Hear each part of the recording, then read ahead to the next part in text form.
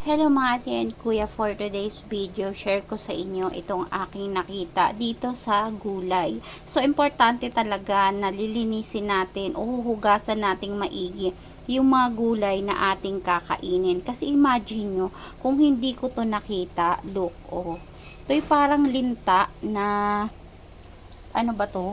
Na makakain natin to kapag kaganyan, oh, ayan, oh, oh, diba? Yung parang linta, oh. Kapag ka hindi niya hinugasan, ayan ay mahahalo sa mga pagkain. So, ako talaga, ilang beses kong hinuhugasan yung mga gulay na ganito, tulad ng pechay, kangkong, at saka yung gantong pechay bagyo, dahil mga nakasiksik yan dyan.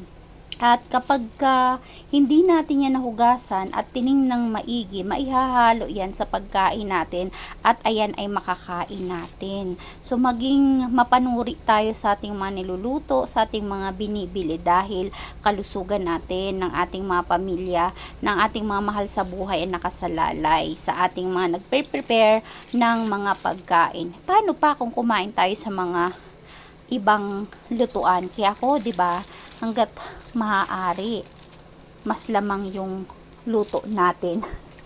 Kasi 'di ba, tayo mga nanay mas mabusisi tayo pagdating sa mga ganitong pagluluto. So, tulad nito, hindi ko talaga siya tinitigilan hangga't hindi ko alam na malinis siya.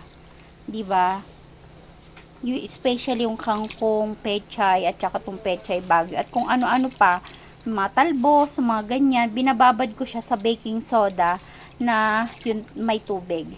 Kayo din ba? Share nyo kung ano yung ginagawa nyo namang kaparaanan para mapalabas nyo yung mga insekto na nananahan sa ating mga pagkain o sa ating mga binibiling gulay at prutas. So, yun lang for today's video. Bye-bye.